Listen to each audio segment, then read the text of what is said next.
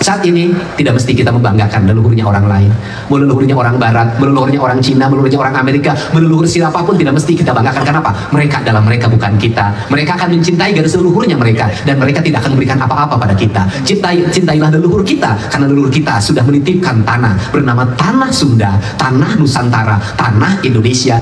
Maka di sini saya katakan bahwa leluhur orang Sunda adalah leluhur yang memiliki tingkat perilaku peradaban yang tinggi, memiliki tingkat perilaku peradaban yang tinggi. Orang-orang yang adiluhung, orang-orang yang adiluhung adalah orang-orang yang memiliki kemampuan akademis yang baik, memiliki kemampuan cendekia yang baik, memiliki kemampuan rasa untuk menangkap seluruh gejala alam dengan baik. Untuk itulah saya sampai hari ini mengatakan, belajarlah pada leluhur. Dalam bahasa tradisinya, belajarlah pada karuhun.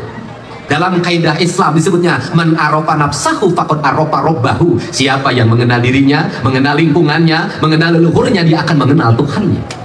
Ruwat bumi, artinya ruwat bumi adalah sebuah peringatan bagi seluruh penghuni buminya agar dia sadar pada lingkungannya, tidak melakukan penebangan pohon yang berlebihan, tidak membuat rumah yang berlebihan, tidak membuat kawasan industri yang membabat ekosistem, tidak melakukan penimbunan tanah yang berlebihan. Maka dia ada ruwat, rumawat, itu adalah ngajaga dan ngariksa.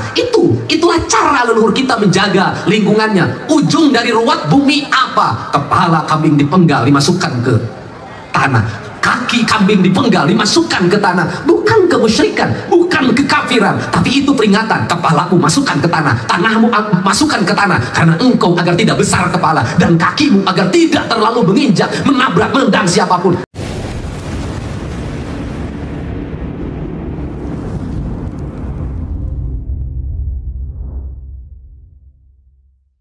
Sebagai orang Jawa Barat, saya perlu, bahkan wajib untuk menyebarkan, membagikan ini.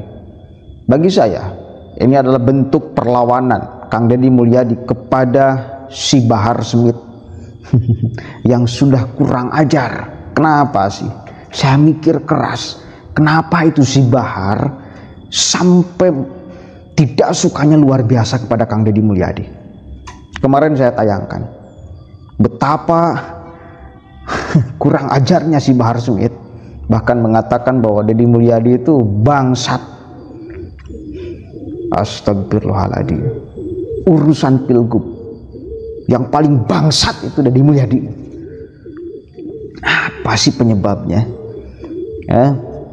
Ternyata saya identifikasi, inilah salah satu penyebabnya. Karena Kang Deddy Mulyadi selalu mengagung-agungkan leluhurnya, menyebarkan informasi kepada masyarakat Sunda agar meninggikan leluhurnya, mencontoh leluhurnya dalam banyak hal. Dan itu yang mungkin tidak mau Bahar itu. Harusnya kalau berpakaian itu jangan berpakaian pakai bendo, harusnya pakai jubah, harusnya pakai udang. Lagunya mestinya ya tarim ya tarim ya tarim ya tarim syekh, harusnya kayak gitu. Keroncong Sunda itu ya jangan dinyanyikan. Saya ingat sekali Rizik itu pernah sampai menghina Sampurasun menjadi campuracun. Masih ingat di telinga saya. Saya sebagai orang Sunda, demi Allah nggak ridho. Dulu belum ngeh. Kenapa sih sampai segitunya orang-orang itu kepada Kang Deddy Mulyadi? Ternyata sekarang setelah isu nasab mengemuka, setelah kemudian ceramah-ceramah mereka kemudian terbuka dan orang melihat, dan masyarakat luas sekarang menyaksikan fakta-fakta pengklaiman. Bahkan ada Habib yang mengatakan bahwa Indonesia ini adalah milik Aulia Tarim. Betapa banyak orang-orang itu yang menjual tarim di sini. Padahal tarim, coba ceklah, negara paling miskin di Yaman itu negara paling miskin kedua di dunia tuh kalau nggak salah. Di Asia juga masuk tuh daftar termiskin tuh, Yaman tuh. Sering Indonesia itu ngasih bantuan ke Yaman. Kenapa? Karena rakyatnya kelaparan. Sementara di sini dijual oleh mereka. Kan kacau. Dan Kang Deddy Mulyadi ya tidak suka itu. Kang Deddy Mulyadi mengajarkan kepada masyarakat Sunda khususnya untuk ayo kalau kita mau belajar kepada leluhur kita. Kalau leluhur orang lain mana ada peduli kepada kita, bangsa manapun, mau Barat, mau Cina, mau manapun, itu mungkin yang tidak disuka oleh si Bahar dan konco-konconya tuh. Harusnya satu kali lagi mungkin masyarakat Tatar Pasundan ini pakainya jubah semua agar ini Islami. Hati-hati masyarakat, jangan terjebak. Pakaian jubah itu bukan budaya Islam, itu budaya Arab. Tidak ada di dalam Islam itu punya kriteria harus bentuknya seperti itu, nggak ada. Yang penting 4T, tutup aurat, tidak menyerupai lawan jenis, tidak transparan, tidak ketat. 4T, mau bentuknya apapun, monggo. Mau bentuknya pangsi dan apapun, silakan. Yang penting 4 unsur ini, gak mesti pakai jubah. Ini 4T masuk nih, tidak transparan, tutup aurat jelas, tidak menyerupai lawan jenis, bukan pakaian perempuan, tidak ketat, tidak transparan. 4T, nggak mesti pakai jubah. Itu baru tuh konsep Islam di dalam pakaian itu. 4T, bukan harus pakai jubah. Sekarang kan seolah-olah budaya Arab itu dianggap sebagai budaya Islam. Budaya Yaman itu budaya Islam, itu budaya mereka. Kita punya kebudayaan. Yang penting konsepnya ini nih, jangan sampai lepas. 4T kalau di dalam urusan pakaian. Saya penting untuk menjabarkan ini, hal yang sangat sederhana dan dianggap sepele, tetapi saya kira ini penting sekali biar paham. Coba kita dengarkan dulu sama-sama nih perlawanan Deddy Mulyadi. Maka di sini saya katakan bahwa leluhur orang Sunda adalah leluhur yang memiliki tingkat perilaku peradaban yang tinggi, memiliki tingkat perilaku peradaban yang tinggi. Orang-orang yang adiluhung, orang-orang yang adiluhung adalah orang-orang yang memiliki kemampuan akademis yang baik, memiliki kemampuan cendekia yang baik, memiliki kemampuan rasa untuk menangkap seluruh gejala alam dengan baik. Untuk itulah saya sampai hari ini mengatakan, belajarlah pada leluhur. Dalam bahasa tradisinya, belajarlah pada karuhun.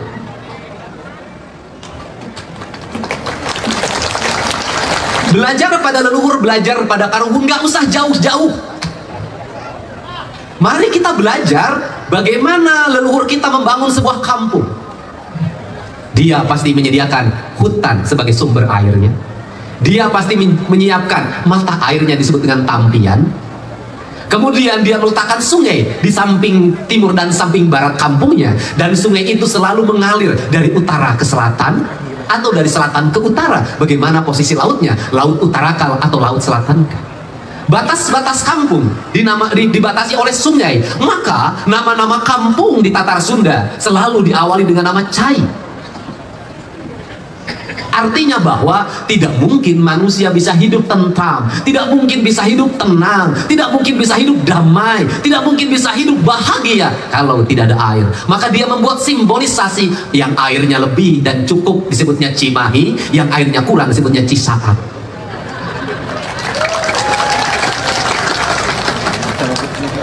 Untuk merawat kebudayaan dan perilaku ekosistemnya, perilaku ekologinya, perilaku alamnya, agar pengisi kampungnya menyadari akan dirinya, dari mana asalnya, di mana berada, dan akan kemana. Dalam kaidah Islam disebutnya man arofa nafsahu faqad arofa robbahu. Siapa yang mengenal dirinya, mengenal lingkungannya, mengenal leluhurnya, dia akan mengenal Tuhannya.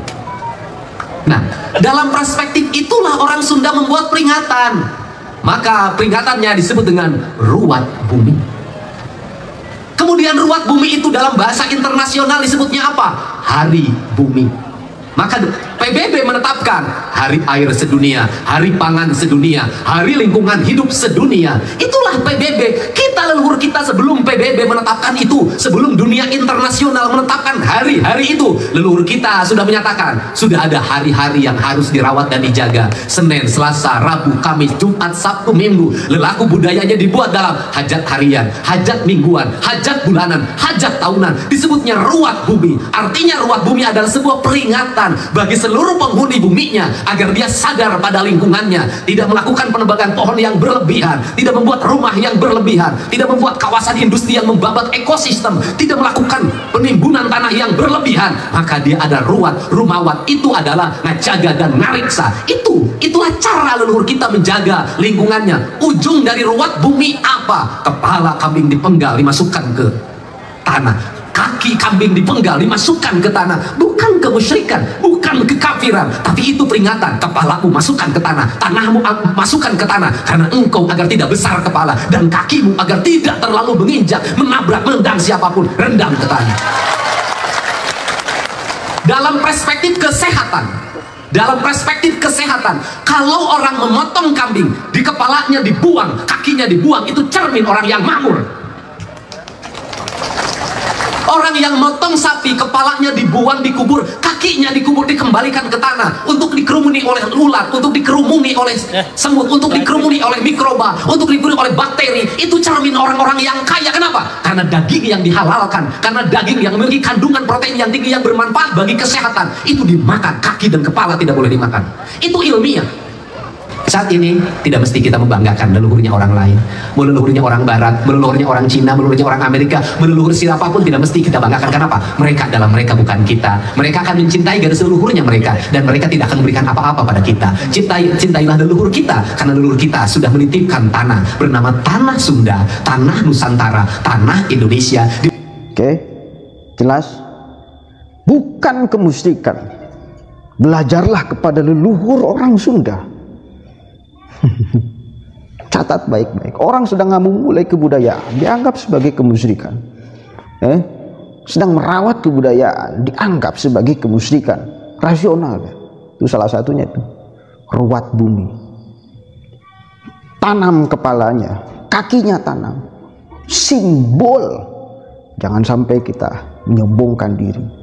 Jaga tuh punya kaki, jangan sembarangan menendang. Apakah di Tarim belajar yang kayak gitu tuh? Di negara asalnya si Bahar Smith? Bagi saya Kang Deddy Mulyadi itu simbol orang Sunda. Simbol dalam banyak hal. Dalam kebudayaannya. Siapa yang selalu membawa-bawa budaya Sunda kemana-mana? Lintas wilayah, lintas daerah, lintas percakapan. Deddy Mulyadi. Masa tidak bangga? Tiba-tiba ada orang yang sok-sokan mau merampas akhlak masyarakat menjadi akhlak dia. Moral masyarakat Jawa Barat menjadi moral mereka yang tanpa ada moral. Lihat ngomongnya si Bahar kemarin ketika menghina Kang Deddy Mulyadi apa? Kata-kata kalimat-kalimat binatangnya keluar semua tuh. Kan bajingan yang kayak gitu, yang harus dijadikan tuntunan, yang akan dijadikan tuntunan, yang mau dijadikan tuntunan.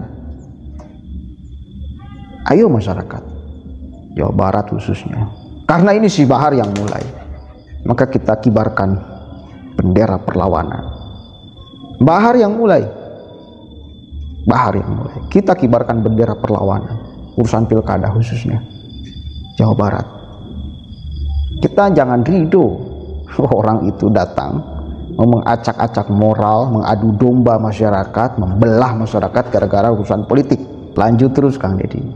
Kita bangga di Jawa Barat punya orang seperti Kang Deddy Mulyadi yang banyak memahami budaya kita, budaya Sunda, yang banyak kemudian mendalami filosofi leluhur kita, yang banyak terkandung makna di dalam setiap apa yang mereka lakukan dan ucapkan. Assalamualaikum warahmatullahi wabarakatuh.